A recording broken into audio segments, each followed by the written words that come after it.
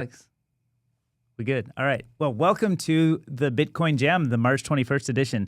This is no longer the low-budget version of SportsCenter, but we do have some new decorative gear hanging up. We got feedback. Yeah, so tell me about We love audience feedback. And we got feedback from someone in Serbia. Serbia? Mm-hmm.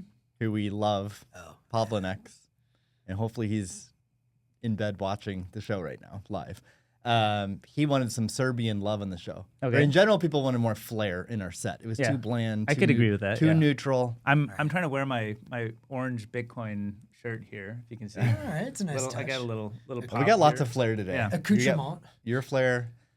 Let's describe. So some people on the show here aren't basketball fans and might not know what this is. So the request was that we have Nikola Jokic jersey. He is a Serbian NBA player, one of the best NBA players, one of the best basketball players in the world. So I happen to have a Jokic jersey at home. Why do you have a Jokic jersey at home? I am like closet Serbian. I love Serbia. Seriously? I love Serbia because of Rockstar Dev and Pavlinex. But no, I went to a Denver Nuggets game to watch Wemby play in his rookie year last year, him against Jokic. And I went with a couple of mutual friends that David and I have who moved to Colorado. So anyway, I bought a Jokic jersey to fit in with the Denver crowd. And is he a Bitcoiner or something? Or Probably not. No connection. No connection. But he has a connection to our Bitcoiners, Pavlinex and Rockstar Dev. Okay. And interestingly, to your point that he's one of the best players, I've seen some pretty interesting, potentially controversial pieces claiming statistically he's the best player of all time. Well, this year, his stats this year are like otherworldly. Yeah, and like in terms of like win shares as well. And he has at least 2 MVPs, and he won a championship. It's impressive. It's impressive from a very tiny country, Serbia. I'm also wearing flair. Yep. Shout out to my Iowa State Cyclones. Who won today? Yeah. I wish we were mutually celebrating, and I really feel sorry for Max. It's a little tough. As excited as I am to chat here with you guys about Bitcoin, like I'm not gonna lie, I'm pushing for equanimity right now. Right, we're doing this a little bit late today. Normally we stream at noon Pacific time, but both Steve and I had NCAA games. Steve at 10:30, I had my game Memphis at 11. Iowa State took care of business. Sadly, Memphis did not, and I'm a little bit, I'm a little bit shell-shocked. I thought we had this. I'm reminded constantly that this is like, it's a terrible idea to wrap up your emotions with something you can't control. Sports, if you're not into sports, probably stay away. But I'm it with can be you, fun man. too. I feel for you, but at least you'll become an Iowa State fan the rest of the tournament. Yeah, Iowa State and Gonzaga. I'm going to pull for both of them to do their best. Hopefully, both make the Final Four. So. Yeah, another colleague of ours, Haley Burko, she is a huge Gonzaga fan. So go Bulldogs. All right. One more time, we still do it for them. We'll be back. No Tyrese. We'll be back. All right. So how about that Bitcoin? You can tell DK is the biggest basketball fan among us. Sorry, I don't know. I even went to like a Big Ten state school that's supposed to, Illinois, right? It's supposed to be like a big basketball and sports ball team place. But I studied computer science. Hung out Are they in the tournament this year, David? I don't know. Sorry, I literally don't know. They are. Okay. I think they're playing probably. Big fan. Awesome. Go Illini. Are they still called that? Yeah. Okay. I thought wasn't there some change up from things that had like Native American related personalities or brands? I thought there was the Redskins. I mean, they became okay, yeah, whatever they are now. okay, but Illini is still The Cleveland Indians changed their name, but I don't know. Illinois went under the radar. All right. Old school. So, so the news that I heard about this Tornado Cash thing you shared this morning, I actually don't know all the background on it, but I did read that. It sounds like Tornado Cash is getting sort of vindicated, or the decisions are sort of reversed from what they were before because of maybe some of the new administration. I think that ties into Payjoin. So I just wanted to tee that up. I know, Steve, you've digested all of this and have a lot to say about it. So educate us. I don't know anything about it. I have a little bit to say. I mean, I have a lot to say about Payjoin, but starting with Tornado Cash, I think today's news, I believe it's not that different than a few weeks ago, but the bigger story here, Tornado Cash, it was an unprecedented OFAC ruling from couple years, 2-3 years ago, where they sanctioned a smart contract. They sanctioned like cryptocurrency address on Ethereum, or a set of addresses, and because of a North Korea connection. Well, Tornado Cash was like something like a quarter of its activity was North Korean money laundering. Oh, shit, I didn't realize So that's what got the Fed's interest. Mm-hmm. But their way of dealing with it was, unconstitutional, and a ruling, I think it was like 3 weeks ago, from a judge or court, indeed supported that it wasn't within the law or the regulations to be able to do that. So I think the news today was simply the actual regulatory body lifting those sanctions, and following the court order. So that's why I don't think it's like new news. Meaning, there's also open source developers who are facing trial. One in the Netherlands, I think, is in prison, or at least was convicted. And then there's a couple in the U.S. that I think are facing trial. So I don't think there's news around that. So they're still facing criminal prosecution, which is of interest to everyone in the space, I think, because if they are found guilty, and in the case of the person in the Netherlands who was found guilty, it's alarming. Or we want to know why would they be found guilty? Is the claim that, is it around the open source software development, or is it around the operation of the service that ran the open source software? Yeah, so the reason why this is a bit of a messy situation, one act is you write software and you open source it, you publish it, and then you don't operate anything, and you don't even profit from it. You just publish the software. That's one act, and that would be by far the most alarming. If courts are finding that to be criminal activity, if others then use that software to do criminal things, right, that would be very bad for society. It would affect things far more that's than really the free cryptocurrency. Speech that's pure free speech. But it's unprecedented, or there's no precedent in courts, because it was challenged. Like, it went to appeals to court like 20 or 30 years ago, but then like it's never gone to the Supreme Court in the U.S. And in this case, it was the Netherlands anyway, so it doesn't matter what the U.S. does. It's the Netherlands found them guilty. But one issue is publishing software. Another is, do you actually operate the software and run the software? And I believe in this case, the 3 developers that are on trial, I think they did operate the software. And then there's another issue. Did they issue a pre-mined token and gave themselves a lot of the money and then profit off of illicit activity, such as North Korean, money laundering? And those are 2 issues. If they issue themselves a token, that's one thing, and then if they profit off of that, that's a separate issue, right? It would need, I think so, yes. So okay. All of those are in play, I think. Mm-hmm. So what, at least to the Bitcoin community, I think what matters most, or to the broader open source community, by far the most one is like, people should be able to publish open source software, for sure, in a period, and then not face criminal prosecution. Yep. So that's by far the most important thing. Beyond that, if you are pre-mined, actually, the next thing that Bitcoiners should care about is operating software on a server that's non-custodial. And this definitely starts to get into gray area, in the sense that the U.S. absolutely has prosecuted people running mixers before. Mm-hmm. I don't know the details of every time they've prosecuted that, whether, I think maybe sometimes or all the times that they've been custodial in nature. And if so, then I don't know if there's legal precedent on non-custodial mixers. I also don't know what the Constitution or the law or the regulations say about that. I think it's a gray area. But that's something that Bitcoiners and the Bitcoin community should pay attention to and care about. And then lastly, the pre-mined token stuff, I guess, personally, I care less about that. Right. It's the first 2 that matter more. And the second one, do you have a clear picture of the second one? Because I'm a little bit No, but I was also going to say still. on that last point, it's not just the token itself, but like if you were profiting, like for example, if you were accepting and taking a cut of payments, is that also an issue? I assume it's the same thing. It's not the pre-mine, it's just profiting from illicit activity. Yep. Yeah. Which gets into, if you, then it starts to get into like Silk Road type stuff too, right? What if you don't know? Or like, so what if you're on a marketplace and half the volume is illegal activity? What if 1% is illegal? What if 0.0001% is illegal? Like, is there a threshold?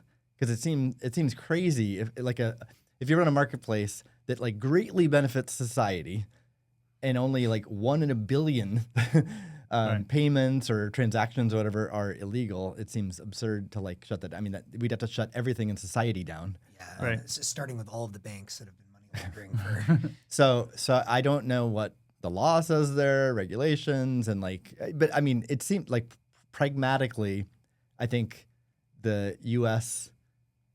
has finite resources, so they don't go after things that are like 1 in a billion chance. They go after big things. So in this case, something like a quarter of the activity in Tornado Cash was deemed illegal.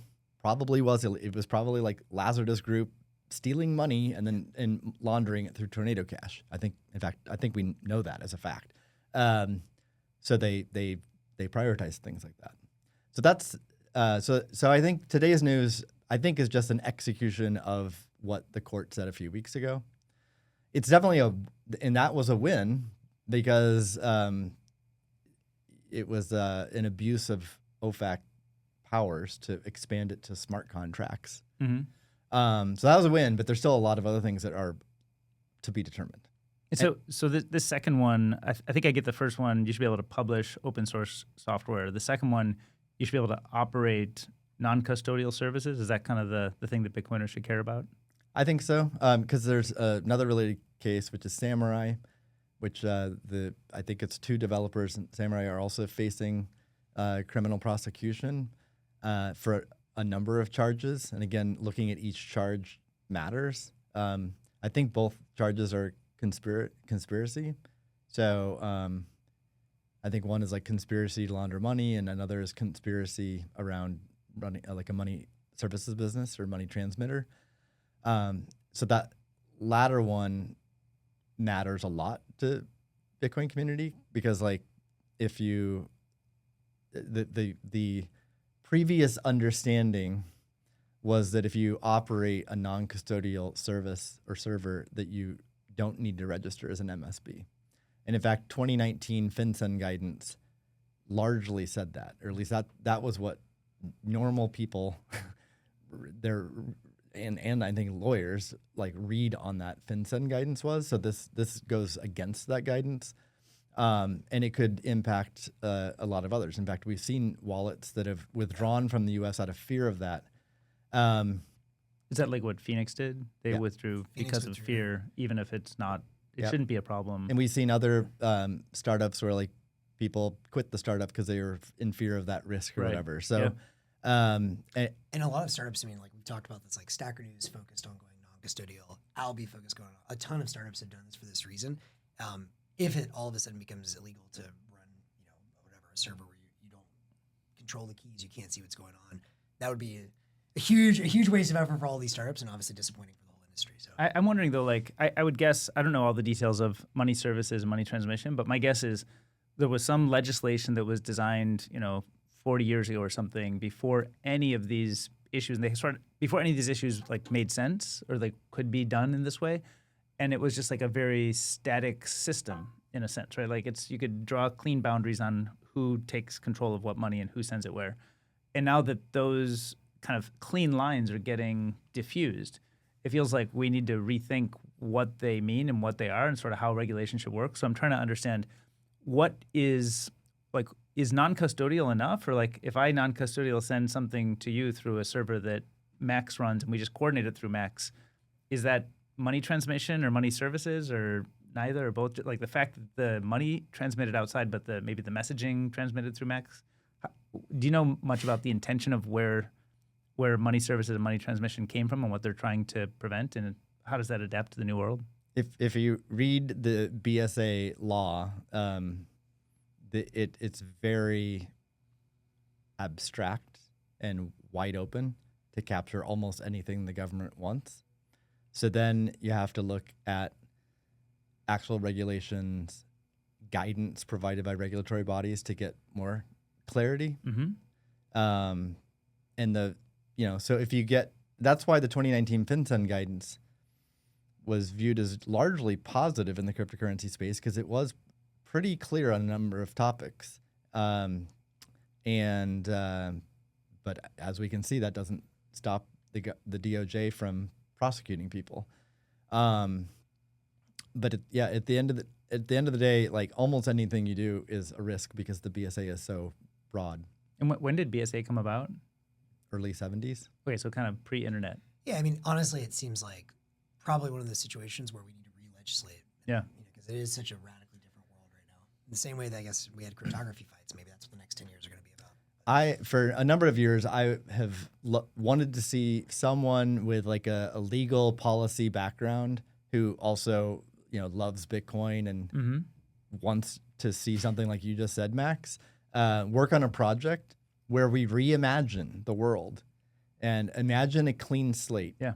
And I don't mean like just total like cypherpunk or like anarchy, like, oh, there is no rules, no policy, no law, but just like start from scratch. Imagine eliminating the BSA. Take everything we've learned the past 50 years with the BSA, all the technological developments, including Bitcoin and many other things. The internet, encryption, etc., like cryptography. Take account, and then also assess where have our regulations actually been effective and where haven't they, and also include the costs of regulations that I don't think regulators typically measure, and that's the economic friction added with regulations on every company that is regulated. There's massive costs. Those costs are then borne, are the customers, like normal citizens, bear those costs ultimately.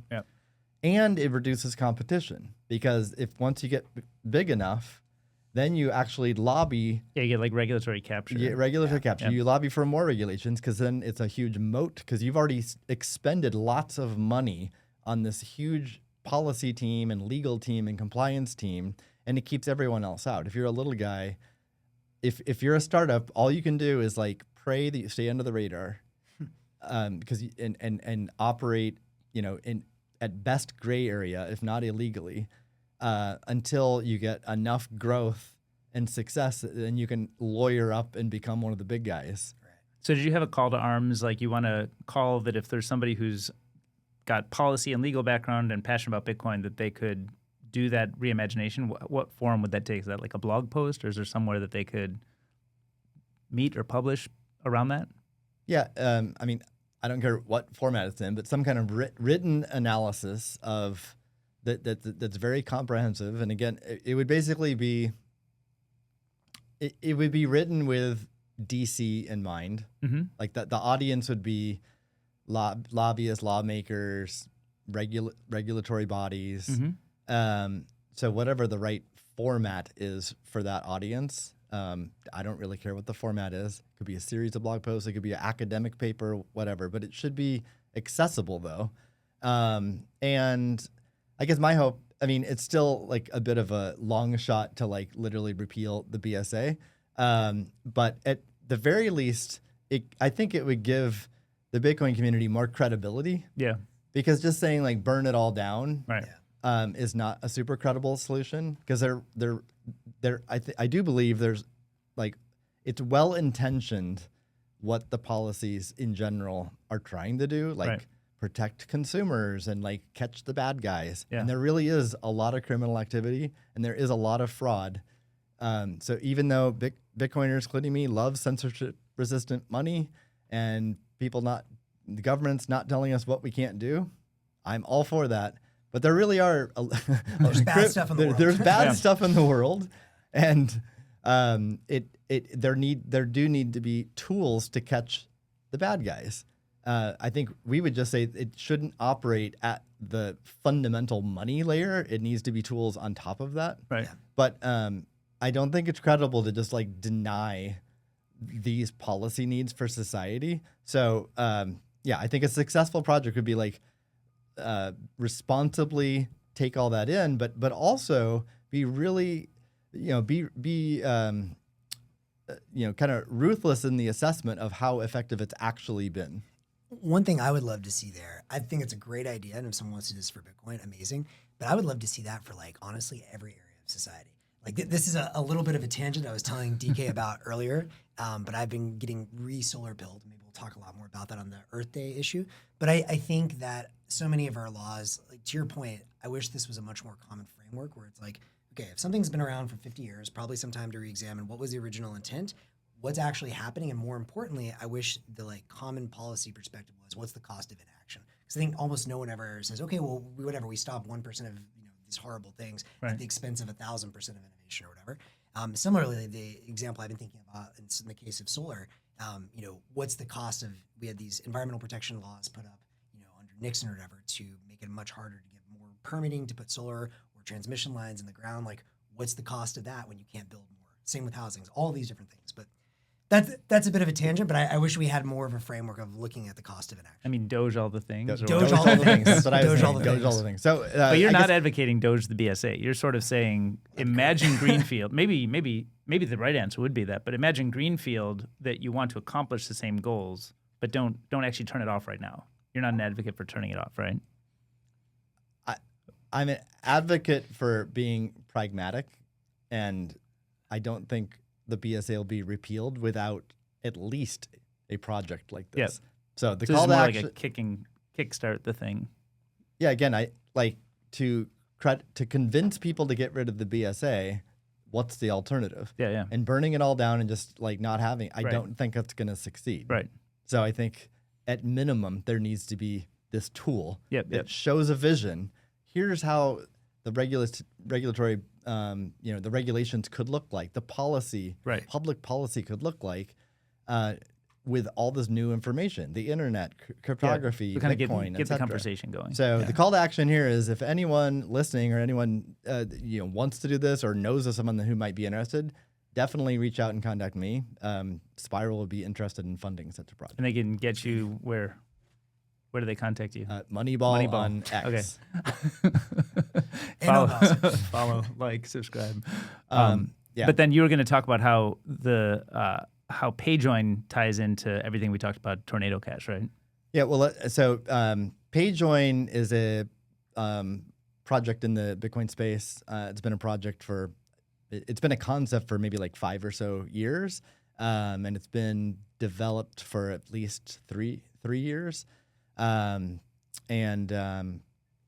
what is it? It's an open source project. Doesn't require any consensus changes to Bitcoin. It can be integrated. It's a protocol that can be integrated into wallets, and it improves efficiency. It makes Bitcoin transactions more efficient, which saves fees, scales Bitcoin better, and it improves privacy as well as sort of like a. You can sell it either way. Like it improves efficiency, and oh, by the way, it improves privacy, or it improves privacy, and oh, by the way, it improves efficiency. How does it work? Imagine I'm sending money to Max. I'm sending Bitcoin.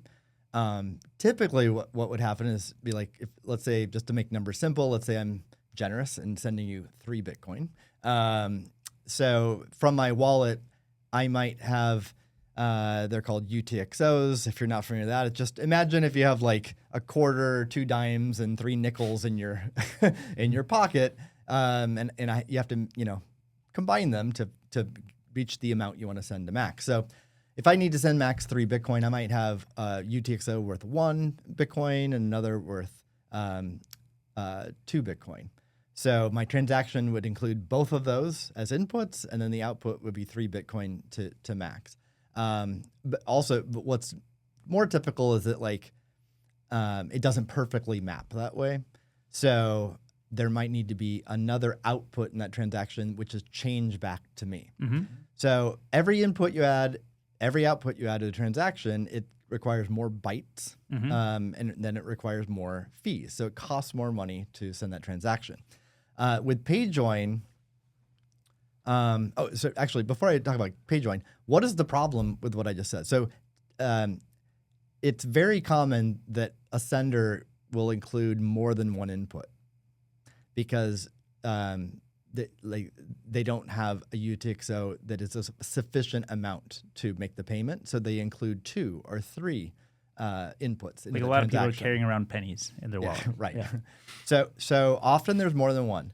There's a heuristic that surveillance companies use called the common input heuristic, which is an assumption that every input to a transaction comes from the same wallet, because that's by far the majority of the time today. Oh, I see. So in theory, each of those inputs, even though those 3 UTXOs they're all visible on the blockchain, there's nothing tying them together.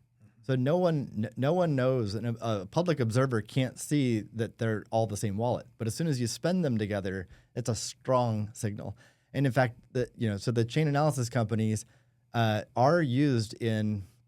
First of all, they're used by regulated companies, but they're also used in the criminal justice system to put people in prison, and they have been used to put people in prison. So it is deemed high quality by courts, even though it is probabilistic based and not a certainty, right?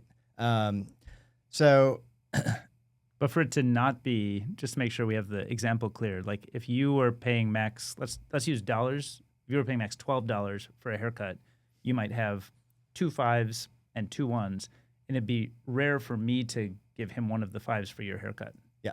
So that's why it's the predominant case that all the inputs to a transaction are from the same person. Are there examples where it would not be? Well, certainly. Coin joins, like Wasabi, Samurai, Join Market are where people come together to put many inputs in. But those are all critically centralized, and I'm guessing this is a solution to do that in a decentralized way. So now, let's introduce Payjoin. So Payjoin, it does what you guys are guessing, right? Yeah. Now let's get back to the example. I'm sending Max some Bitcoin. You would also include inputs into that transaction, even though you're the one receiving money. Okay. And so let's say this transaction, I'm putting 2 inputs in, you put 1 input in, and now but there's still just 2 outputs, one that goes to you and one goes back to me as change. Or it could actually increase the chances that I don't need change output.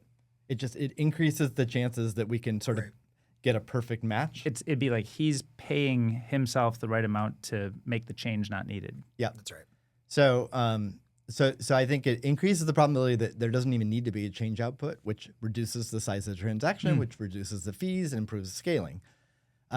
It completely breaks the common input heuristic, because if this becomes popular enough, and it doesn't have to, not all users have to do this. Just a threshold, I don't know what the threshold is. Enough that it's plausible. Enough that it's plausible. Any transaction could have been done. And it won't be used in courts anymore. And it really improves everyone's privacy. So I'm very bullish on Payjoin because it doesn't require consensus change. Mm-hmm.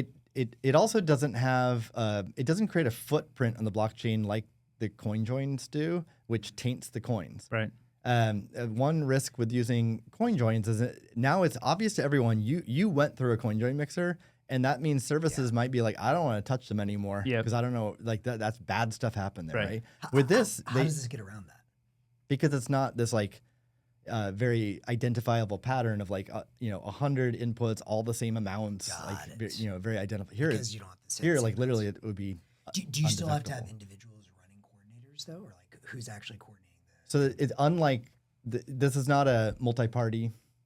It's just the sender, just the 2 of us. Just the sender and receiver. Got it. So it's very much simpler. Mm-hmm. And like BTC Pay has supported this for a number of years. So all merchants running BTC Pay can accept Payjoin transactions. So it's the kind of protocol, as a sender, you can sort of be like, hey, like I can send this if you want, or like as a receiver, you can add a flag basically saying down. Man down. Oh, sorry. Okay. That's the low budget sports center. Literally low budget sports center. Yeah, that was low budget, but hey, it was good. Pavel liked it. So let's see here. So you're talking about Payjoin. Oh, the recipient. Yeah, the recipient can be basically like it's a flag saying like hey, if you talk Payjoin protocol, I receive it, right? And then so if you're sending me money and you don't talk that protocol, that's fine. Just fall back to the normal. And then if you try to pay me and you do support it, great, we'll use it. So I think it's a credible adoption path. And I still don't have clear in my mind. Is it like a protocol and or like an SDK that other wallets would just implement, or how does? Just a protocol. Like in the payment, it's like in addition to the payment protocol. So like when you scan or when you get my QR code, my invoice or whatever, like my like my address that you're paying. I see. There's like a little flag there saying like add this. Hey, do you want to do this way? Right? Yeah. And then we know, and then if you support it too, we know we can talk that protocol, and we have the software on both sides to speak. And this that is always protocol. through Lightning? No, It's not on chain. it's only on chain. Only on chain. Okay. Is there a way to add economic incentives to this as well, so that you can ask, so like I'll pay if someone uses this with me, or is it just to users that want more privacy? I think it's a good question. It both inherently has economic properties, and you can even negotiate more. Yeah. So, meaning like if you want to incentivize the recipient to use it, I would pay a little bit more. You could pay more. Yeah. And if the recipient wants to use it, then recipient can give discounts or whatever, right? So that's there's nothing inherent in the protocol to support that, but that just can naturally be done anyway. Just by changing the amounts, right? But also, even if you don't do that, I think my initial take when I learned this protocol is like, oh, but it's going to cost more money, right? Because you're going to have more inputs in the transaction, which costs more money. Like if Max is sending me money, and I add some of my inputs to the transaction, that makes the transaction bigger, costs more money. You might be able to use smaller UTXOs. Well, so it basically gives the recipient the ability to do UTXO consolidation. Because the UTXOs I would choose typically would be the smallest ones I have that I want to consolidate anyway. Right. So also, whether every UTXO you're going to pay fees on it whenever you spend it. Yeah. So whether I pay them now or later, I have to pay the same fees anyway, given a constant fee rate. Yeah. This is another thing too. Like when the fee rates are low, I could be incentivized to do this more. Yeah. And when my fee rates are high, I don't. Right. Whereas if I delay, then I get to a point where I have to spend these UTXOs, and I'm just forced to pay whatever the current fee rates are. So during low fee environments, it makes sense to basically, this is already anyone who knows anything about UTXO consolidation. That's what you usually get the news from like Merch. Merch will tweet out saying like, now's a good time to consolidate. Well, that also should be an announcement to anyone who can receive Payjoin, because that's a good time to be more aggressive on Payjoins. So are Payjoins already available in a wallet or two, or is it kind of just a theoretical idea, or what's? BTC Pay supports it. Bull Bitcoin, there's a company in Canada, supports it, and Cake Wallet is, I believe, in development and close to supporting it. So it's early in the adoption cycle, but it's real. This is not just a concept. The software is real, and it's on the cusp of adoption. But there's more to say here, because actually on the savings, it's even more than we've been discussing. There's a concept known as transaction batching, which a lot of exchanges have done over the past 7 years. Actually, when I got started in the space, like in 2017, 2018, one of the first things I did as just a volunteer trying to find out how can I help Bitcoin as volunteer was to join up with a couple other guys to create Bitcoin OpTech. And one of the things we did, we went around to every company in the space saying like, how do you, because we just got out of the block size wars, and everyone's like, oh, to scale, we got to increase the block size. And it's like, well, there's actually a lot of tools that we already have that you don't have to do a consensus change to become more efficient. And at the time, almost no exchange did any of these tools. So we are advocates for like adopting SegWit and native SegWit and transaction batching. What is transaction batching? Both Coinbase and Cash App are examples where they've adopted transaction batching, and it saves them millions of dollars per year, because what they can do is both of those services, they're doing many withdrawals every 10 minutes, right? So prior to transaction batching, if they had like hundreds or thousands of customers withdrawing in that window of time in a block, they literally created hundreds or thousands of individual transactions that went into the blockchain. Now with transaction batching, they create one Bitcoin transaction, stuff all of their customers, with each, and they only need like one or two inputs from their custodial hot wallet, and then they have 200 outputs going to every customer. And the reason why that saves money is each transaction has overhead beyond inputs and outputs. So if you can eliminate all the overhead from those other hundreds of transactions, it's a big win, and it produces huge savings. So this has already been done by most exchanges, but Payjoin takes it up another notch, because also during that window of time, people are depositing into exchanges. So you can use those UTXOs. So you can do similar types of batching with that too. That's cool. And the payjoin.org website has a great example of these savings. And it shows how in the most basic case, you get 17% more savings. Well, if these big exchanges are spending many millions, if not, I don't know how much Coinbase spends, but I would guess they spend tens of millions of dollars a year on fees, on-chain Bitcoin fees. So a 17% savings is millions of dollars. Right. So I think there'll be interest purely from a cost savings perspective for exchanges to adopt this.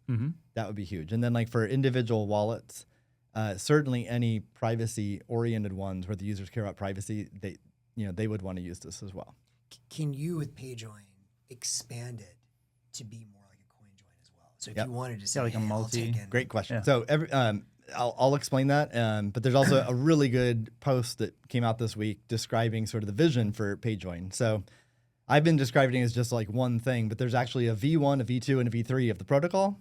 So V1 is what's already integrated into BTC Pay and some other wallets, and it basically works exactly as we've just described.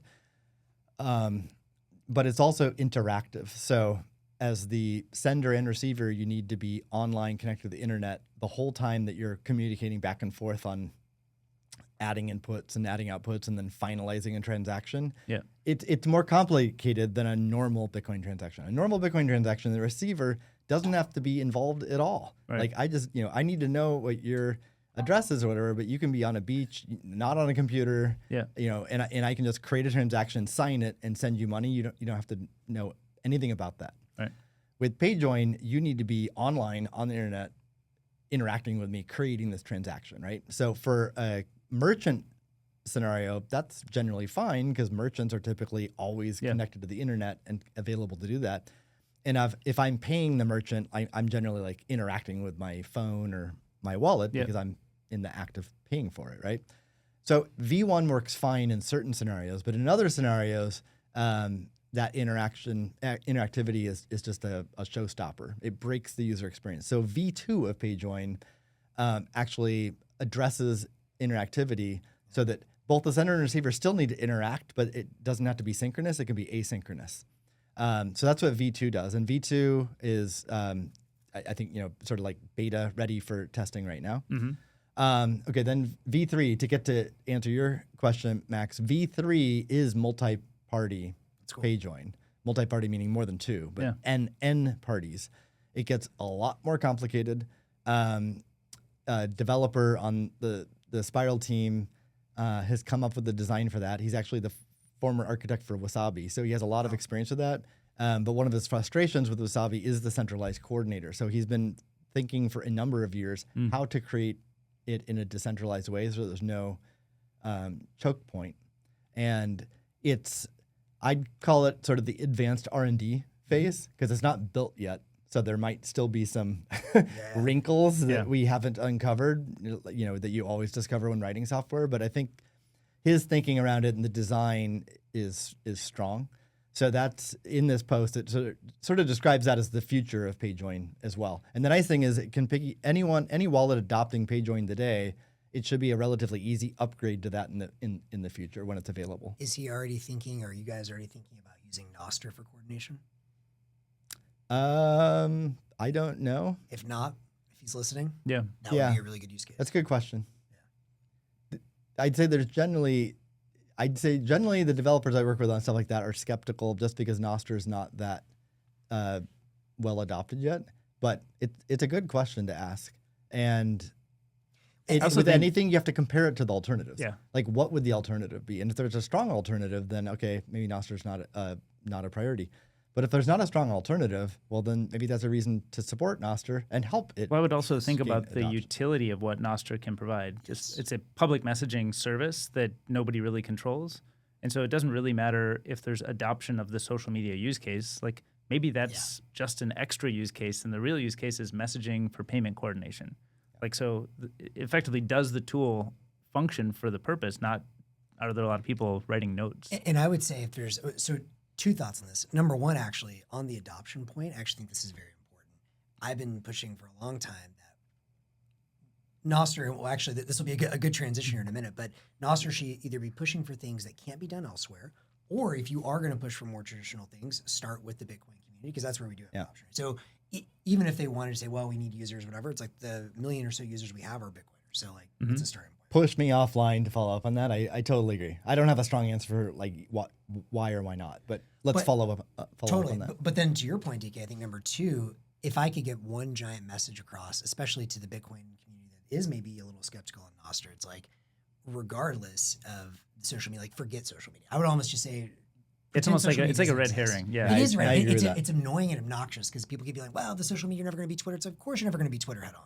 You're going to be compete against the Swift network or something, right? Exactly. So I think the best analogy I would say is just like DK said, anything that requires some kind of decentralized, either sort of like coordination or lookup. Like I was even telling Carl when he was in here recently talking about VPN stuff. I was like, one great way you could use Nostr is like as a relay can be kind of, I forgot what they call it back in the day, a bulletin board or something where you can like, here are different servers I could potentially click into. I know. I want to say, remember the distance of the mic. Oh, yes. Imagine it's like a beautiful woman, like your girlfriend. I don't know about all that yet. All right. Don't try and get me in trouble here, Steve. Hold on. Your girlfriend. Yeah. That is your girlfriend. Anyway, last thing I'll say about Payjoin, and then let's move on to other stuff. We talked about regulatory stuff earlier. So any regulated company adopting this, they're going to have a compliance team that wants to look at this stuff. So that's another potential friction point for adoption. It's interesting, though. All of these companies added transaction batching already, which definitely mixes coins. So it'll be interesting to compare that analysis, why that got a green light, and why this would not get a green light. And then it also gets back to like batching is feeding, like if Coinbase is feeding that information back into chain analysis, even if it's not visible on the blockchain, it could be an agreement that they feed it, right? That could be an agreement. Yeah. Which would make it. It would be a good pass. analysis then from privacy experts and open source developers to know, like, is that a net win or loss? I'm just observing. It could be. I don't know. Yeah, I mean that actually would be. That's a good point. That's another like follow up I should do to see. We're giving Steve homework. I know. I always, We're gonna check back in next week. every See how far we are. meeting or podcast I'm on, I have 10 more things to do. But that's a good point question.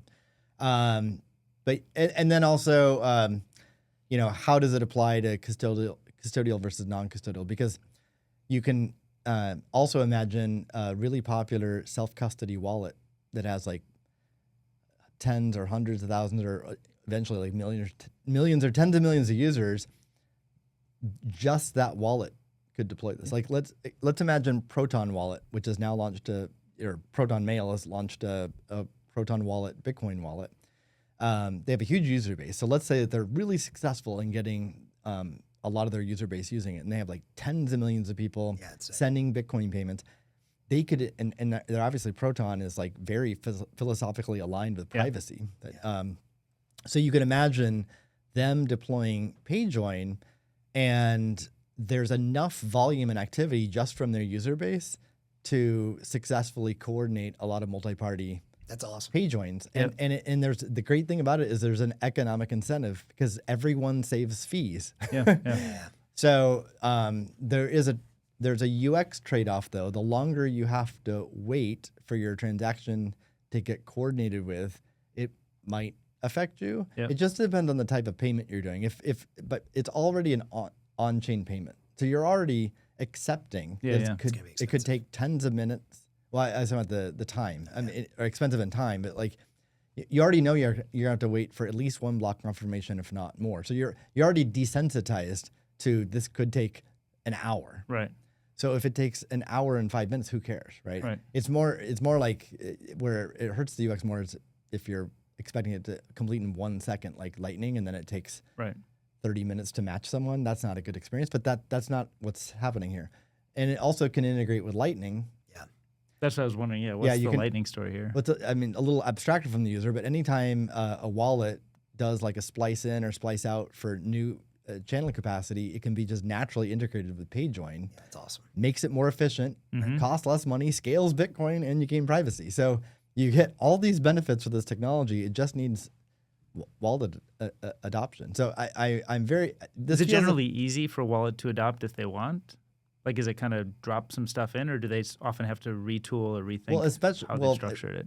I believe so, especially with Payjoin V2. Like the interactivity of V1 is a showstopper for mobile wallets to receive. Yeah. But V2 addresses one of the big drawbacks to integrating it. So I think it's a matter of championing this, creating awareness, and then time. Getting early adopters. One quick question on that, because you mentioned Proton Wallet, and I don't know, you may not be able to speak about this. Maybe the guys are listening. Do we have any sense of when they're going to integrate Lightning? Because to me, and from a privacy perspective, you have all those users. Like, I wouldn't use my Proton Wallet until I get Lightning. Well, that's a great segue into another topic we wanted to talk about. Yeah. Can we talk about that now? Or let's go. We can do this first, then Nostr. Okay. Because it's a big topic, though. Yeah. So maybe we'll touch on this today, and then we'll spend hours on this topic. But which is like, how do we scale Bitcoin? Because I just talked about Payjoin scaling Bitcoin, and it has some nice scaling wins, but these are like 20% wins. Right. Yeah. So depending on the context, that's amazing. Like if it saves your business millions of dollars, awesome. Yeah. If it creates an incentive to do more privacy types of behaviors, awesome. But does this scale to millions of payments per second, AI, micropayments, machine to machine? No, 20%, whatever. We need many orders of magnitude kind of scale. So, Lightning can give us that. Well, yes and no. Lightning scales amazing in certain ways and not in other ways. It like the canonical example where it has amazing scaling is like Max and I have a channel between each other. We can make an infinite number of payments between each other that cost nothing, literally cost nothing, and they're all instant. Maybe there's some Lightning variable where after like trillions, we have to go back on chain. But I mean, effectively, it's infinite scaling. However, when you have a network of these channels and the balances get out of whack and you need to increase capacity and you have to go on chain, then all of a sudden the scaling breaks down a little bit. Also, the biggest scaling hurdle for Lightning is per user. You can only create so many channels because each channel requires block space, and block space is very scarce, right? Yeah, for people who don't know, just very basic but important background, when you open a Lightning channel, you're writing to the Bitcoin base chain. So however big the block is, that's what we've got to work with every 10 minutes. And in like the ideal scenario, if no one else used Bitcoin for anything other than opening Lightning channels, and we perfectly optimize with batching and every tool we know that theoretically exists, you get something like $500 million per year of channels. Which right? with 8 billion people, it's going to take so years. even if all we did was Lightning channels, it was perfectly optimized, and each person only needed one channel and never had to create new channels or change the amount in their channel, it's taking 16 years for humans, and then we have machines and AI and all this other stuff. So it simply doesn't scale to every use case we want. And there's other at least, and I will just point out, at least today, I know there are some people that are still hopeful in things like channel factories, like potentially working in the future. That has not worked to date, but maybe in the future we will be able to solve it. But today we have to not really though, and we'll get into that detail actually, because let's talk about some of the solutions. So let's start with what are the problems with Lightning. Yeah. So one is that we already know it does not scale to every use case we can imagine that will come to be. And secondly, it doesn't handle low balances well. And Nostr has highlighted this. So Nostr has highlighted it because you can be a brand new user to Bitcoin by receiving a very small zap. Like I post something on Nostr, I get 21 sats zapped at me. And so if I want a simple experience with a self-custody Lightning wallet, that would mean a Lightning channel is being opened for me to receive 21 sats. It makes no economic sense because you're having to pay hundreds, if not thousands, of sats for on-chain fees to open the channel, and then you would want the channel to be of larger capacity than just 21 sats. Right. Like you probably want like at least 10,000, if not 100,000 sats, if not more, in that channel to make it useful beyond just receiving a tiny amount of Bitcoin. And for a brand new user to Bitcoin, that particular use case, the likelihood of them sticking around and using Bitcoin is low. They're probably going to churn. Yeah. So any kind of wallet that has 1 million people sign up that way, and if 950,000 of them churn right away, you have this huge economic cost of opening all these channels that go unused, and like 6 months later, you have to decide, oh, I guess we should close it because they never got used again. Right. So it just simply does not handle low balances well.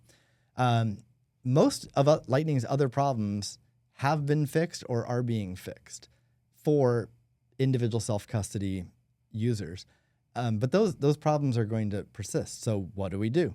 Well, so there are many other projects in the space that have sprouted up to address this and other problems that Lightning has had. We've talked a little bit about Cashew and Fediment. Those are two eCash projects that we know well, and Spiral funds both. They address Lightning's shortcomings. There's a project called Arc that has come about the past couple of years. It addresses a lot of Lightning's problems. Spark is a new project from LightSpark, which addresses Lightning's shortcomings. Liquid is a longtime product from Blockstream that is now starting to see some adoption to address Lightning's shortcomings. And there's others as well. And before we jump into all those projects, because there's a ton of pros and cons for all of these, and there's a lot that, like, for example, I'm thinking about from the investing perspective, like, okay, like, where's the actual developer adoption? What's going to win versus, like, what has the regulatory clarity? But I think it's also important to take a step back and say there is another option that's even simpler, right, which is just custodial Lightning, right? And this is what, obviously, you have with things like Cash App. This is what you have with Strike, with Zebedee. And as an aside, I think it's very interesting. This can be its own thread of conversation, but DK has been doing vibe coding. He wanted to integrate Lightning payments, very simple one line of code. I posted a Twitter thread about it. I think we had like literally half of the Lightning industry jump in. Yeah, everybody outpouring of support. Literally, like half of the companies that work on this at least were in that thread. And there wasn't a slam dunk answer, which to me is like it's crazy that it's 2025 and that's the state of affairs. Doesn't mean we won't get there, we will. But I do think it's important to recognize, even before we solve it in a more non-custodial way, that this was working when things were custodial. Like Albi, quickly blew past 100,000 accounts when they had custodial Lightning. I didn't realize, but it seems like Zebedee has done a pretty good job of getting their sort of regulatory clearance. So one solution, if you can get the regulation that's just easiest, is just do it custodially. That's awesome. That's what Primal does for their wallet. Obviously, that like relies on the goodwill of the government or whatever laws going your way. So that's why these other solutions are very important. But if you have custodial Lightning, that's not an issue. I mean, it feels like custodial though is got to be. I mean, I wish everybody was just cypherpunk and going to go non-custodial, but I feel like it's got to be the first experience that anybody has. I can't imagine how people are having their first experience. They've never heard of Bitcoin or Lightning, and now they get their first payment and they're already using a non-custodial wallet. Like, I can't see the path where they've figured that out before they even really knew what Bitcoin was. Well, and I still think there's a huge opportunity, even though I don't love this, but for someone to like do the hard work of getting the licensing. I guess Strike has done this to a degree, Zebedee to a degree, but it's still, they don't have, developer mindshare that I know of yet where people are just inserting that line of code like Stripe. I think we're on the cusp of addressing what you just said, David. And when we talk about each of the technologies, I'll try to highlight that. But yeah, like I'm definitely not anti-custodial solutions because there are shortcomings to non-custodial. And I'd say the number one problem right now for Bitcoin usage and payments is lack of use cases. Agreed. And 100%. applications. Yes. Without a doubt. And actually, Yeah. David's a great example. You're trying to vibe code. You're trying to create something. You have the application in mind and you want to add payments. For your project, you aren't hardcore about Bitcoin or anything else, you're not hardcore about custodial, non-custodial. You just simply want to show a proof of concept of your application, right? Yeah. And you just want it to work. Like if it's you want Stripe for Bitcoin or whatever. Yeah. If it's non-custodial, great. If it's custodial, great. So, and we, like you just said, Max, no one can deliver the Stripe for Bitcoin yet, custodial, non-custodial. So if initially that's custodial, that's a win for the space. Yes. Developing use cases and usage, even if it's custodial, is a win for the space. I'm an advocate for the self-custody stuff. First of all, because I think long-term it's essential, and we can get into why I think that. It's also, so that's where Spiral directs its resources is to self-custody, because someone has to do it. If I'm starting if I have a startup and I have a limited window of time to prove product market fit and show growth and pay my employees, like I don't have the luxury of waiting 10 years for all the self-custody stuff to work out. So I totally appreciate someone in that boat. Fortunately, Spiral has a luxurious position where we should have a sense of urgency about making progress, but we have time. We don't have to deliver. You can take longer term. We can take longer term views, so that's why we do that. Well, and I would actually add to that. What's been interesting to me is I've actually seen, even though the sort of open source position, it can be more like what's the sort of the ideal solution. In my own personal experience, at least with the more Lightning sort of SDK type startups, I've seen a lot more people pushing for non-custodial, right? Like, I mean, a bunch of startups that we all know very well. Albi had custodial, now they're all non-custodial. Kian spent a year figuring out how to do Stacker News non-custodially. Breeze has tried, we'll talk about with the Liquid thing, but like more or less is non-custodial as well. So I think that there is still an opportunity for the Strikes, maybe the Rivers, the Zebedees of the world that want to do one set of like hard work, which is getting the licenses to be able to do Stripe. And that's like very valuable. And, if I were willing to go get those licenses and play that challenge, I think someone can still focus just on the SDK for developers like DK case there. Amazing. That could be a huge company. But I think what I'm seeing in a lot of startups is they're actually kind of in your camp as well, because that's not the game they want to play. These are developers that want to focus on like, how do we actually enable new kinds of use cases, not solving for the legacy world. And two, it's still like extremely expensive, time consuming. It's like for a lot of these people, that's just not the game they want to play at all. So totally agree. I mean, as a startup, you don't want to become an MSB and go through all overhead. We already talked about it earlier in the show in a different context, but you don't. So the trend we see right now with mobile wallets is leaning on products like Liquid, and there's certainly activity around Fedimint and Cashew as well. But the big showstopper with those two is that there aren't reliable mints. So, and then because you don't want to become regulated or take a regulatory risk, you as the wallet developer don't want to be a mint yourself either. Basically, the trend is you want to pass the buck. Is what the somebody trend else is. should be the mint. So with Liquid, like you pass the buck because now like Blockstream and whoever the entities are that are part of Liquid, which is a non-public, it used to be a public list, now it's not a public list. Yeah, that's interesting. Well, it's interesting because they don't want to get in trouble either. Exactly. Right. Yeah. So, but as a wallet developer, you want to pass the buck, so you pass it to Liquid. That's why there's interest in Spark as well, because you're passing the buck. You don't have to take that regulatory heat; other people do. So, that explains why there's that trend. But let me explain why I still believe Lightning and things like the LDK project matter, because it's great that we have many other solutions that are gray area, kind of not custodial, but like definitely not self-custody, no matter what the marketing claims are. And I'm happy to go into details as to why. But one day, even if the entities operating the systems don't rug pull and steal the funds, much more likely is that once they grow big enough, the feds will show up one day and knock on the door and be like, "Hey, we want you to KYC everyone." And they can't move their funds until they KYC.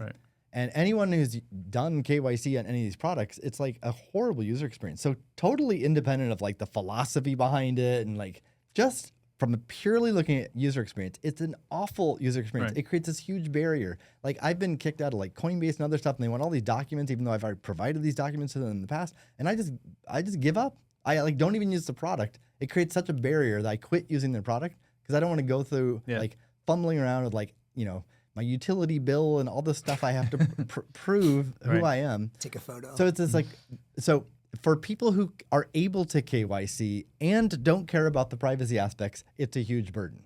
Then there's people who care about the privacy aspects. Then there's people who just simply can't get past the hurdle. They don't have the information required. And that describes a lot of people outside of the United States.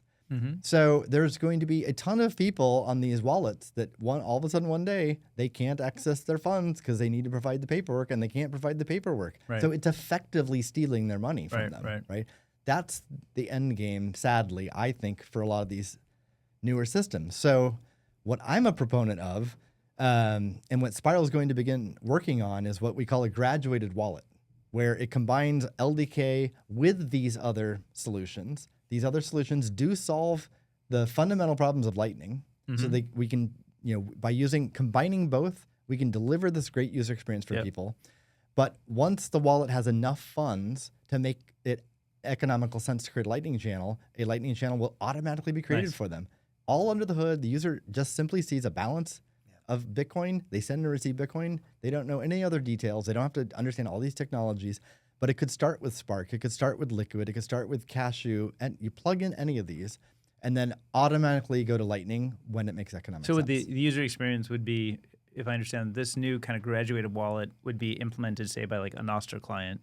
And if a new user signed up for a new account and posted a note, and then I were to zap them, say, 21 sats, they have no channel, and let's say they're using a client that's non-custodial, the LDK would sort of figure out if it should be an eCash of 21 cents, and it would... Well, that's sort of the great thing. I mean, it's LDK wouldn't be involved yet. It would be this... It's a, think of it, it's a higher level wallet SDK, that would have the graduated wallet logic to decide where to go. And then it would have building blocks. It would use BDK and LDK and Spark or Liquid or whatever. Have all these building blocks. But the graduated wallet library would have the logic to figure out, okay, 21 sats, it's a brand new user, brand new wallet, zero balance, and they've received 21 sats, it goes to Spark or it goes to Liquid. And is that some sort of an eCash maybe? Like it Spark could go to eCash. maybe Let's say I'm the wallet developer. Yeah. I take this wallet SDK and I decide I want to use, I can choose Liquid or Cashew or Spark, but I choose one. It doesn't make sense to have multiple of those. So let's say I choose Spark, for example.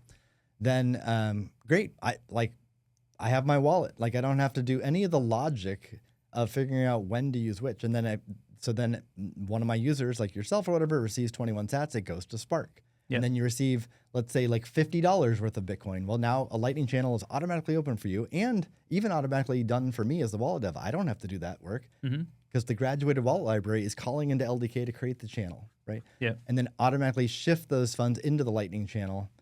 You as the user just see, I have 21 sats, and then later on you have like 240,000 sats or whatever, or on this show we might call them Bitcoin. So as the user, it's all hidden from you, and even as the wallet, getting back to this, like, how do we create a Stripe for Bitcoin dev UX? Yeah. This gets us closer to that North Star of a Stripe for Bitcoin dev UX. Me as the wallet developer in this example, I also don't have to worry about any of those details. Yeah. A couple of thoughts that come up to mind immediately. One is we obviously don't know which of these is going to win out yet. Maybe even a solution that hasn't been proposed between Cashew, Spark, Liquid, all this. But maybe it's all of them. And I think one thing just to rehark on is all of them speak Lightning, which is really important. So they're all potentially compatible themselves between the different mints and the Spark operators, or whatever sequencers, whatever they end up being called in the future. So that's really important, number one. Number two, I do think this is awesome in the sense that we can get to that point where any developer can try an app, receive payments. They don't have to think about any of the hard stuff. That's awesome. Also scales to agents, which is extremely important because you mentioned all the humans that can't provide KYC information. If we want to completely unlock new, potential use cases, we need something like this as well. So I'm all for it. I think it's awesome. I think the thing that I'll be very interested to see is which of these, I know we talked a little bit about this yesterday, but which of these different solutions ends up getting the most sort of adoption. To your point, Liquid obviously has been around a long time. I, to be fair, was very skeptical of Liquid for a long time for many reasons, including I don't know who's operating the federation, but they have gotten adoption with Breeze. And Breeze, I know I see a lot of companies. They just announced 10 more yesterday that are integrating them. that's very cool. Spark, obviously, I know LightSpark is pushing very hard. I think they're doing great work going out to the crypto communities, doing hackathons, getting people to integrate there. I think there's a very good chance they could kind of bring some of the Solana type crowd back to something like Spark, which is awesome. I will say just my personal spidey sense from watching, particularly amongst the Nostr devs, but a lot of the cypherpunks, is the eCash and specifically Cashew. Fedimint has gotten less adoption from what I've seen. I still like the technology, but very little adoption. Cashew, it's crazy. Like in the list that I provided, Callie is sort of the leader of the Cashew project, I would say, the informal leader. And he's been like a 100x engineer for a long time, was in Ellen Bits and a couple other things.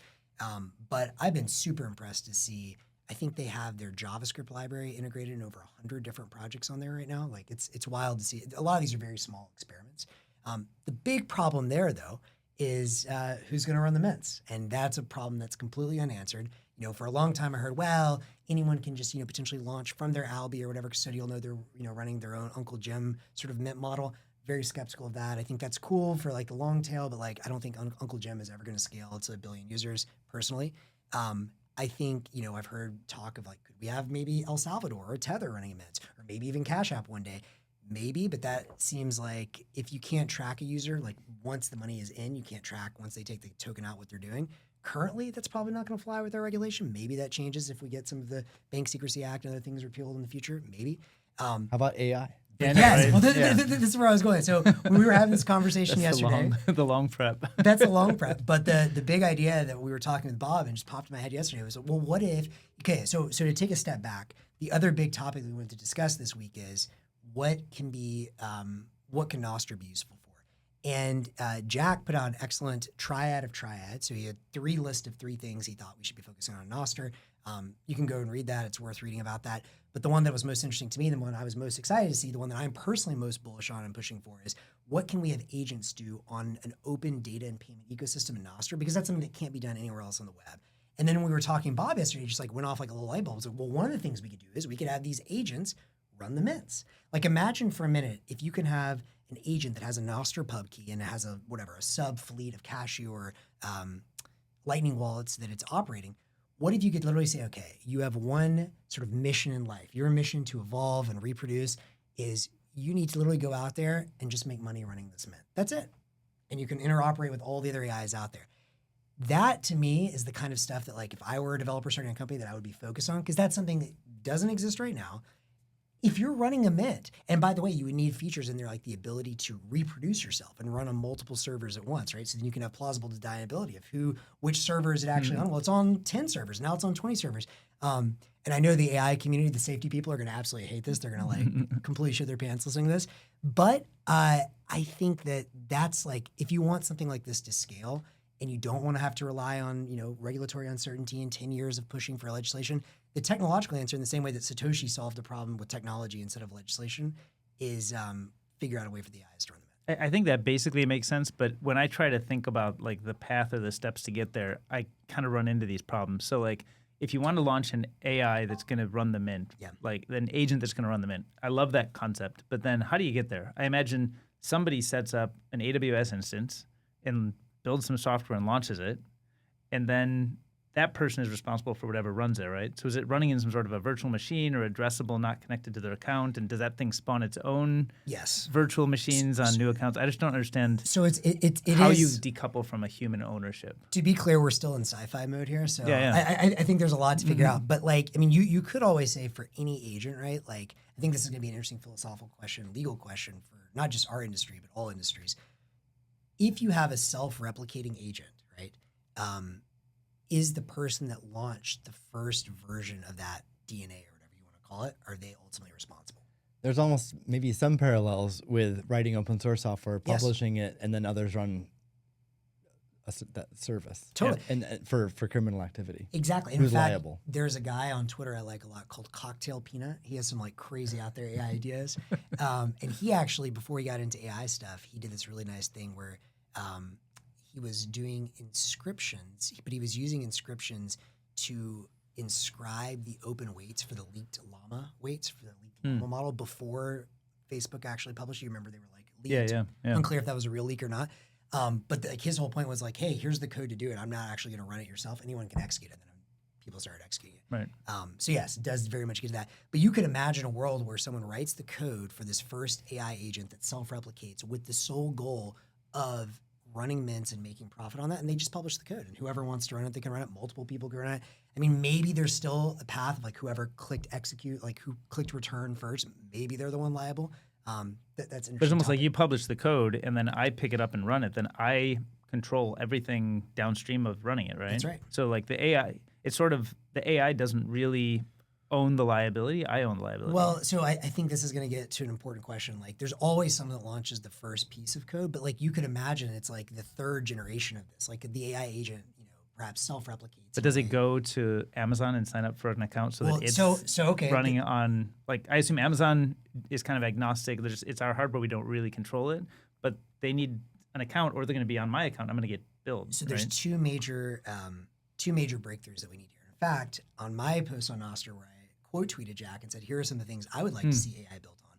One of the things I called for is a GPU marketplace, which is similar to what GPUtopia, which is now Open Agents, was building, which is I can list on Nostr, using Nostr as a shared order book, I can list a GPU and anyone can access that. If you can reach the NPUB endpoint, you can access that and do what you want. So what I imagine happening here is we need an ecosystem, which is going to arise first, but you need an ecosystem all on Nostr, which is all open.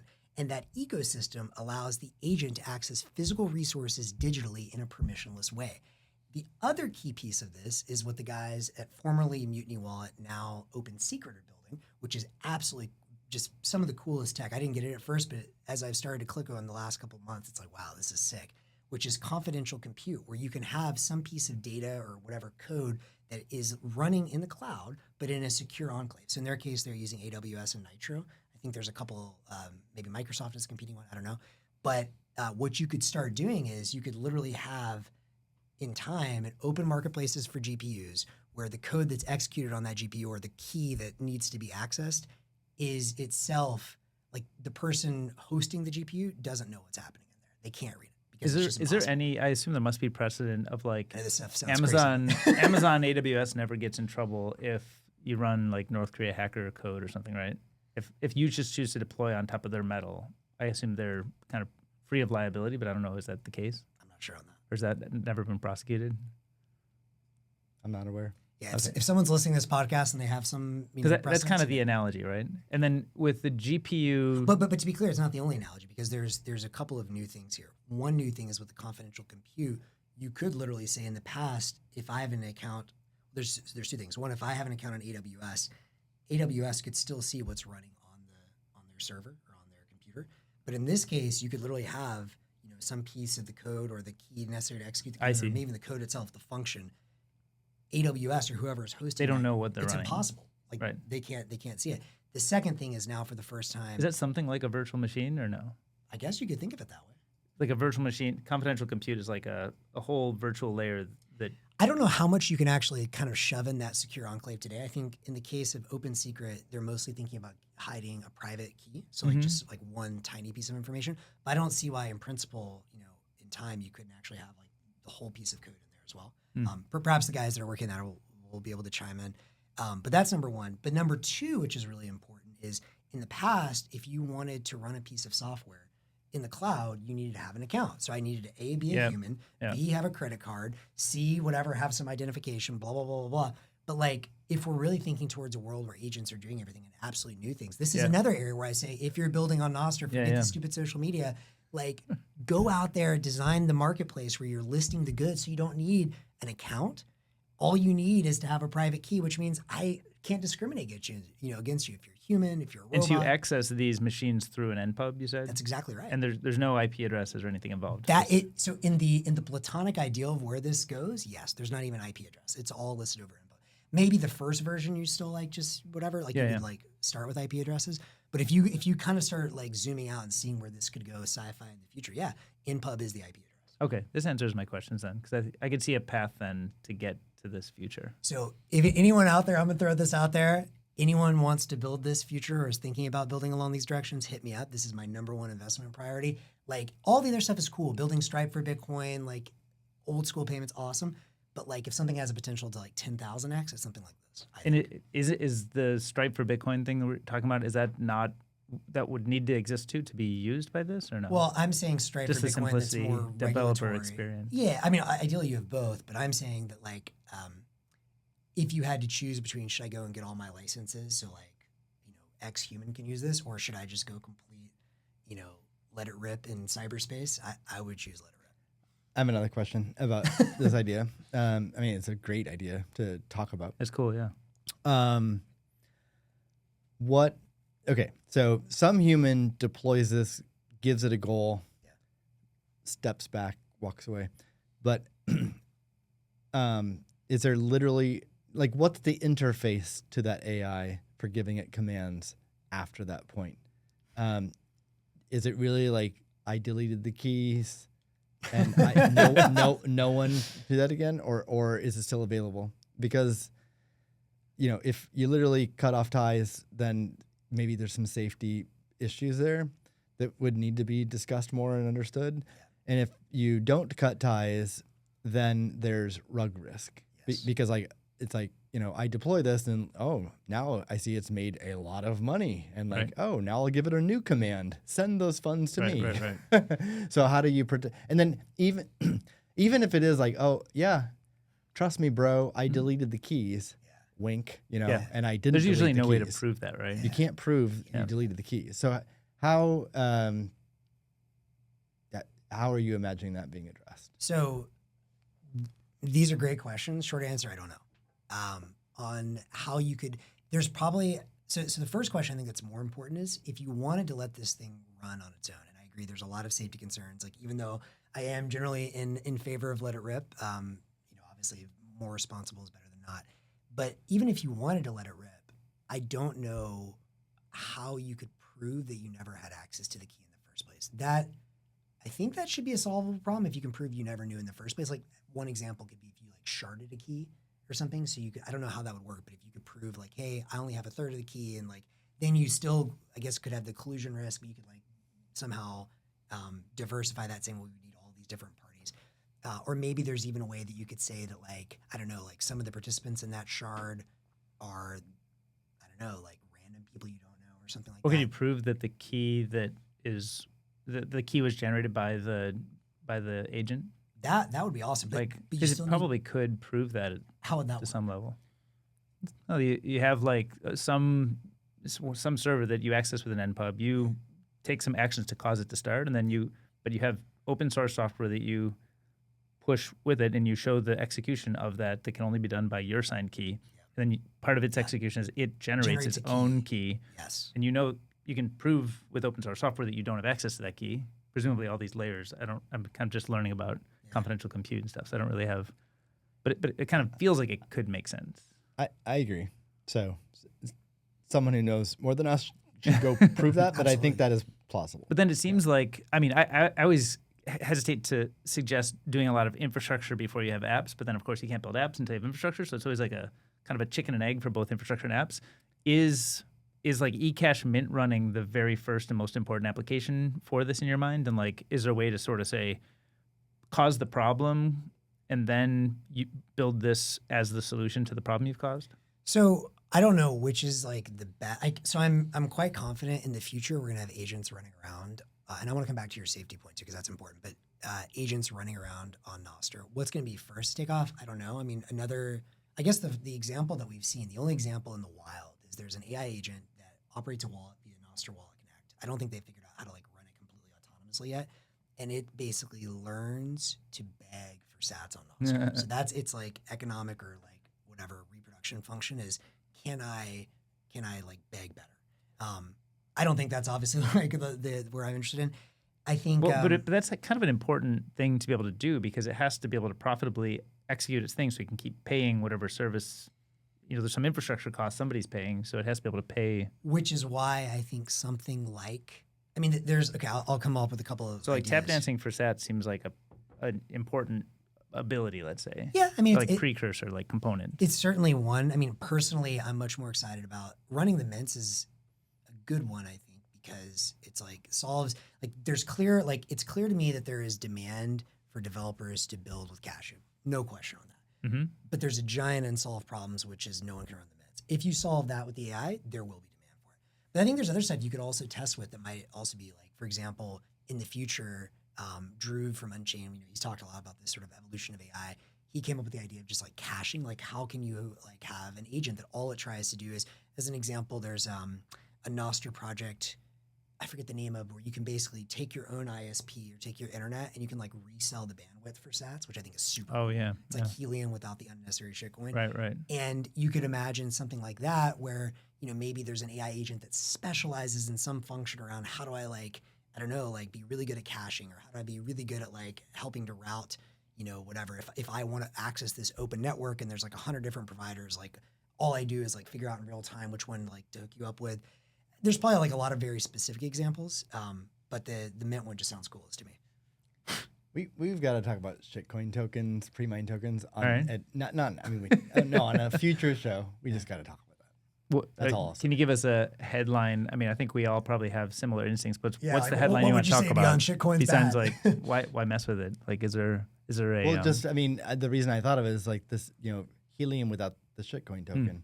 I mean, I think Bitcoiners all along have said, oh, these are like interesting projects sprouting up, but you don't need a token. And then people who create the tokens, they come up with all kinds of excuses. But at the end of the day, it's to make a lot of money, even if they don't produce a product that's valuable. Without a doubt. So that's the conversation. It's been obvious to us for 8 years. Yeah. Many other people in Bitcoin, but people in the crypto community like keep making excuses while making bank. Right. And it's just all gonna go away eventually. Eventually. If there's actually valuable services to be delivered, they'll be created. They'll use Bitcoin as payments, or maybe stable coins, but not pre-mined tokens. And this has actually been one of my like sort of published theses at HiveMind for a long time, which is like, hey, crypto community, like you've got some cool stuff. If you can show me an awesome thing that I would value and I would actually pay real money, i.e. Bitcoin for it, great, I would invest in that. Yeah. 3 ideas I would invest in right now if I could find the right people to do this, which would be the infrastructure needed for a lot of this crazy AI stuff. Most important, someone that does a truly open marketplace for GPUs, just inference. And I know there's different companies and projects invested in some of these. And like GPUtopia GPUtopia was kind of doing that, which is why I invested in the first place. I was like, this is genius, because he had actually like crazy. So why are you trying to get him a growth. competitor? Because he's not focused on that. Okay. Now. So he's now focused on something also very cool, open agents. Why would he give up on that? Was it crazy growth? Here's the challenge. I think what he saw, and to be clear, this was just one experiment. It was still early. I think if someone was only focused on this obsessively, there's probably ways to hack around that. I think he found other interesting opportunities that were more interesting to him, which is totally fine. But what Christopher found when he was running that project was there was incredible demand on the sell side. So there are a lot of probably ex-Ethereum miners or like shitcoin people that have these GPUs, and they're no longer Ethereum obviously forks away from proof of work. They can no longer mine with them. Great. So this was an easy way for them just to plug it in and make money and get sats for it. So there was like massive demand. Like I remember I saw in like 2 weeks, like I forget the actual numbers, but it was a classic like just J curve, just straight up. And I was like, beautiful, let's go. The problem is there was no demand whatsoever on like who wants to use that, because there's still.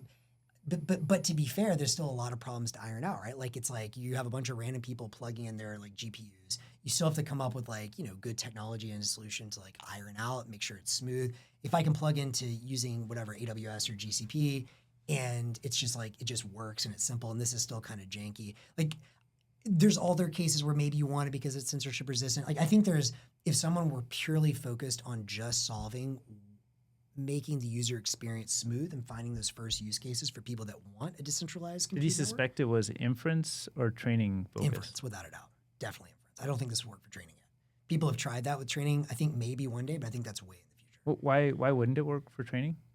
Because my understanding is training is much harder to do in like a cloud environment. Like training, my understanding is you want all of the GPUs like strung together. And like part of like NVIDIA's big winning strategy is like making it super easy to have those clusters.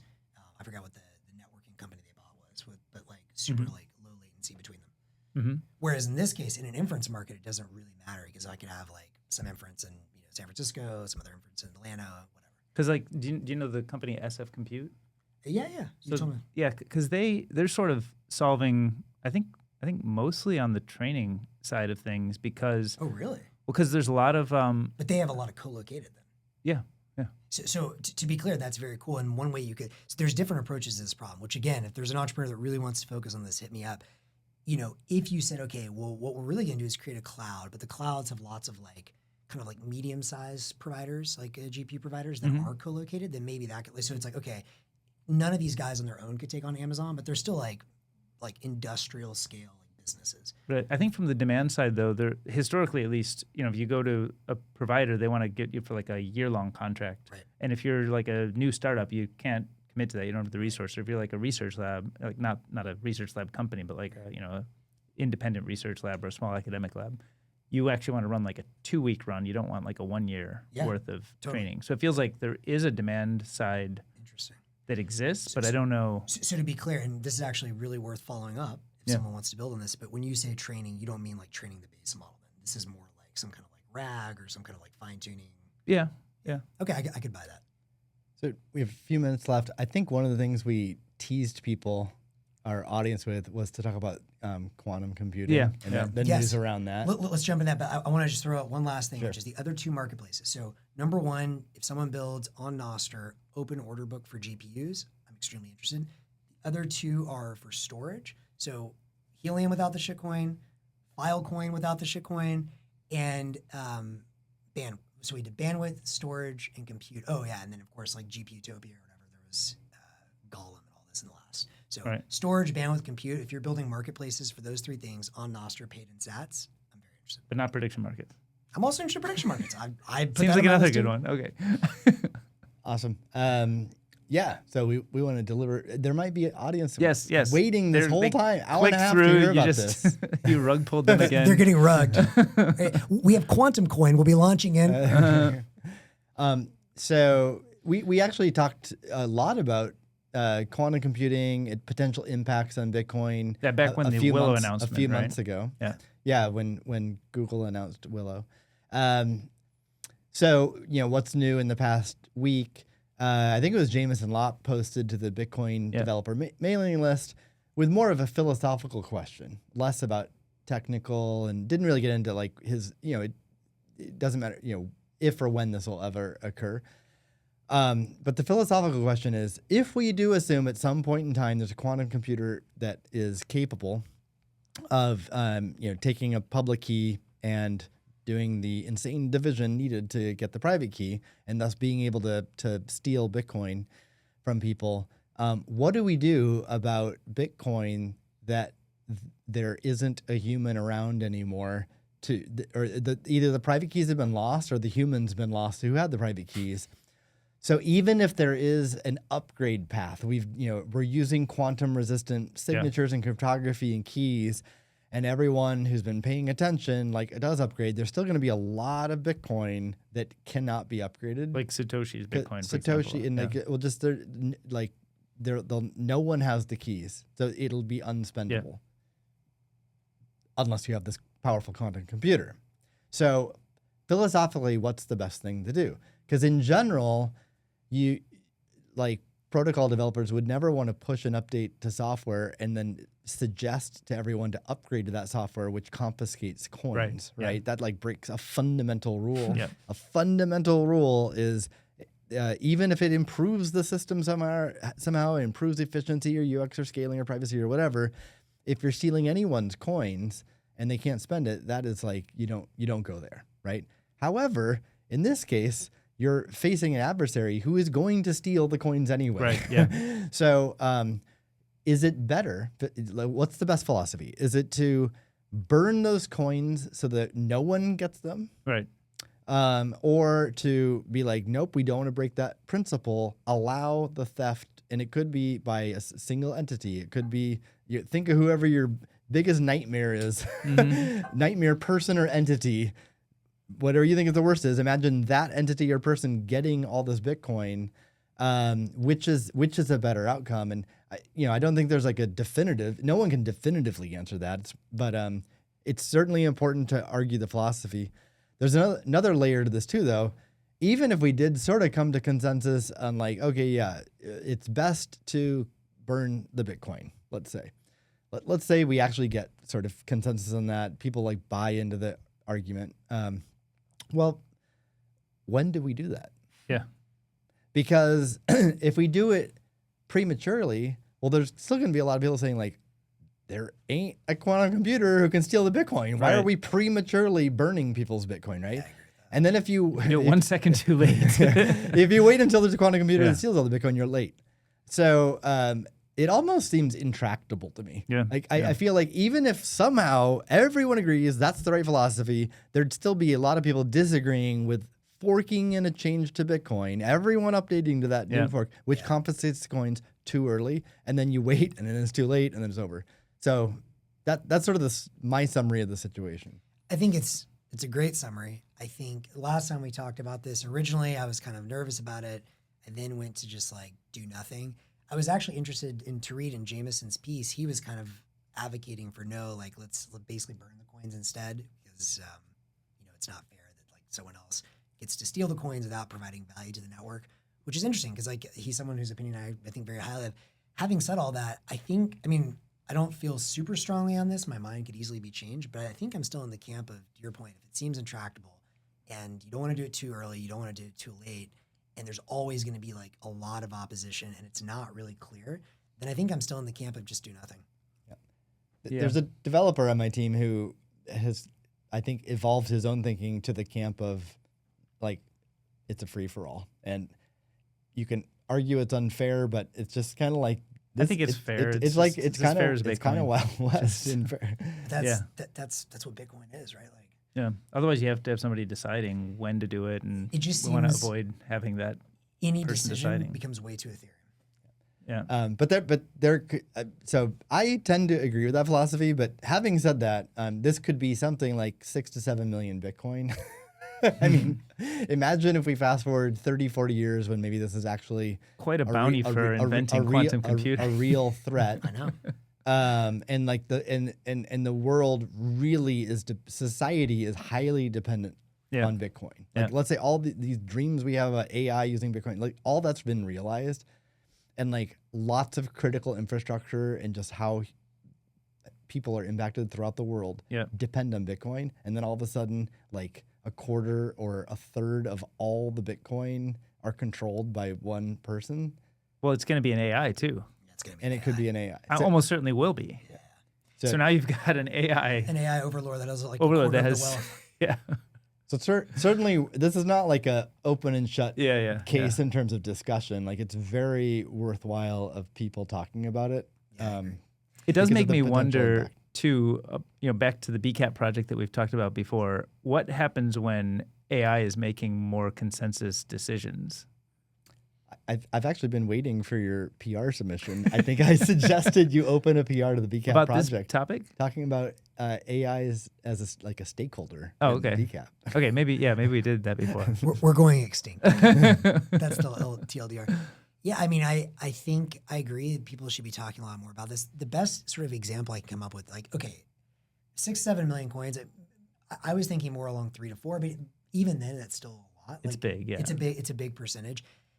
But if you think about it in the grand scheme of things, I mean, the closest analogy I guess I would have to this is like, this would be kind of like the shift you get when you either have like a radical new energy or military technology, right? So then there's like a new superpower arises. Yeah. And so you basically say, well, once you have the oil and the internal combustion engine and you basically become the new dominant player in the world, or well, once we got a nuclear bomb, like you become the new dominant player. It's kind of like that. And so the one thing that I I would say necessarily disagree with Jameson on, but like would just maybe rephrase a little bit is I don't think you're not providing any value.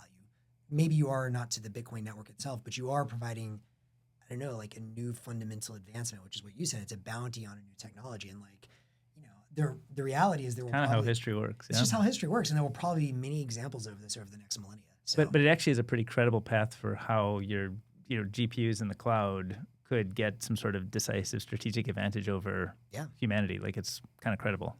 Which the more we talk about this, I should be clear. Let's end on a dystopian note, shall we? I'm sure everyone from Anthropic is thrilled to hear all this. I know we really have to end, but did you guys see the link I sent for Deep Utopia? No.